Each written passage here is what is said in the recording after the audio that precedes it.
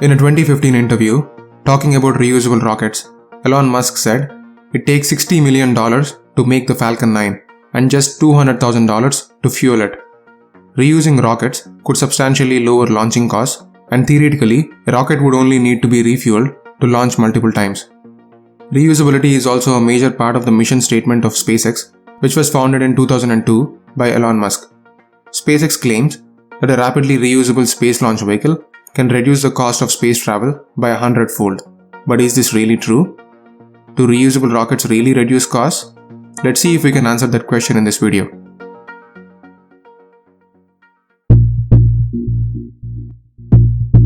It was the year 1903. Wright brothers invented and flew an airplane that year, which was recognized as the first sustained and controlled heavier-than-air powered flight. Just over a century later in 2019, the International Air Transport Association reported that approximately 4.4 billion passengers traveled on scheduled flights the previous year in 2018.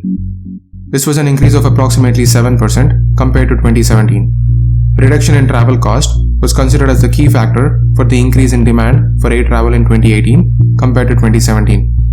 Now imagine if the airline companies are put in a situation where they had to discard airplanes after a single flight. Do you think air travel will still be affordable by the same number of people as it is today? Certainly not. It costs over $100 million to purchase a brand new Boeing 737, almost twice as much as the cost of a Falcon 9. Using a new airplane for each flight would mean ticket costs for air travel will skyrocket into the millions of dollars, making air travel only accessible to the world's ultra-rich. Reusability of airplanes is the key to making air travel affordable, thus keeping the demand for air travel high. But reusability is not something that comes to mind when we think about airplanes. That's because we take it for granted. In the case of rockets though, reusability is not commonplace, at least not completely and not yet. In the past several decades, billions of dollars were invested into the effort of making space travel more cost-effective with a focus on building reusable transportation systems. In recent years, there has been more participation from the private industry with companies like SpaceX, Virgin Galactic, and Blue Origin investing heavily in reusable systems. The first partially reusable launch vehicle ever to be used to reach the orbit was NASA's Space Shuttle, which was in operation for 30 years between 1981 and 2011. There were two main intended purposes for the Space Shuttle program: to reduce the cost of spaceflight by replacing expendable rockets with reusable spacecraft, and to support ambitious programs like a permanent orbiting space station around the Earth and a human landing mission to Mars. The reusable design of the shuttle included a giant expendable fuel tank and two rocket boosters along with the shuttle. The two rocket boosters were recovered post-launch, and the shuttle would return to Earth after completing its mission in space. Although the reusable design was intended to save money, unfortunately, that was not what happened. One of the key differences between space travel and air travel is the external conditions which the vehicles get exposed to. Compared to airplanes, space launch vehicles have to withstand harsher temperature changes during flights, as well as more intense pressures and vibrations from the winds in the atmosphere. As a result of this, there is a heavy wear and tear on the hardware of the space launch vehicles, and this necessitates refurbishment prior to using the launch vehicle for subsequent missions. As the size and complexity of the nature of refurbishment increases, the costs associated with it naturally increase, including the manpower cost. The time required to do the repairs determines how soon after its return can the rocket be used for a second launch. In the case of NASA's Space Shuttle, due to the complex nature of the space launch system, it required major refurbishments very often, including replacement of the shuttle's main engines after every few launches, replacement of the huge fuel tank after each launch, and constant updates to the rocket boosters. These requirements helped in pushing the cost of each mission to anywhere between $500 million and $1.5 billion. Although high cost was not the only reason the Space Shuttle program was ended by NASA in 2011, it definitely did not help NASA in reaching its intended goal of reducing costs by using a reusable launch vehicle.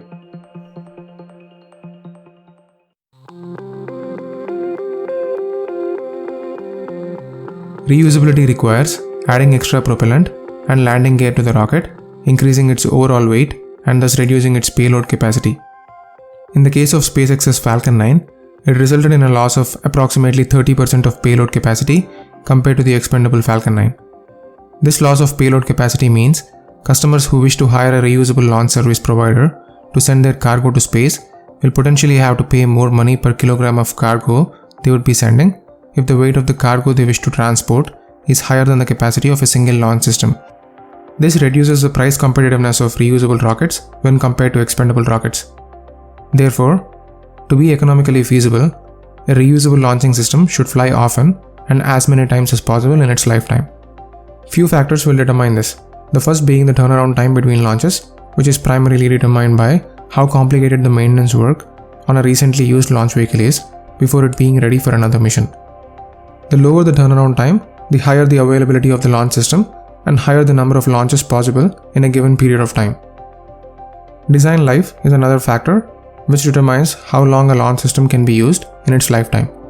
So the longer the design life, the longer the launch system can be utilized, reducing the need for manufacturing new launch systems and thus automatically reducing manufacturing costs.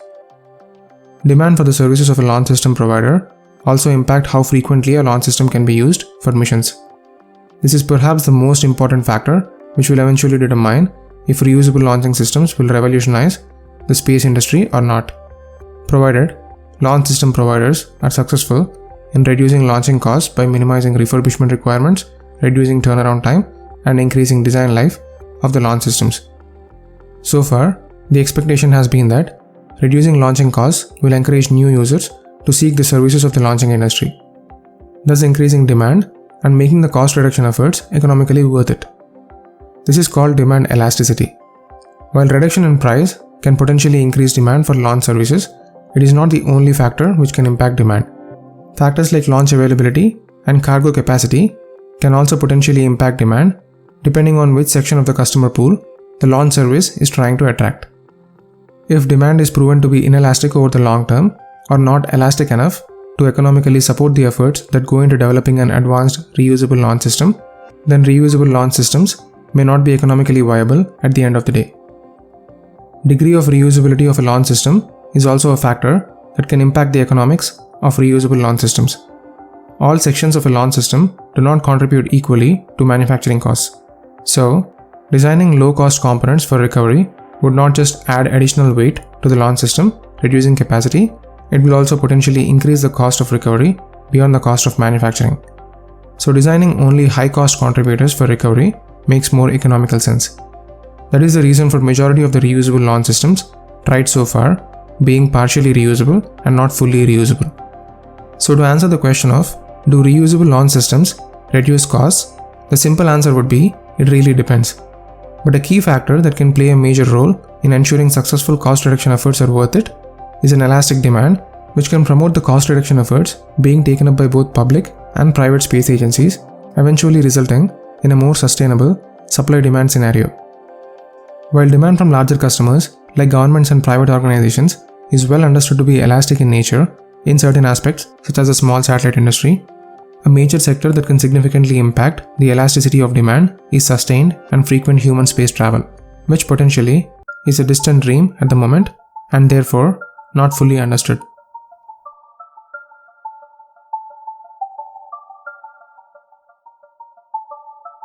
Now, regardless of all these factors, sometimes the decision to pursue development of reusable launch systems depends on why someone wants to do it.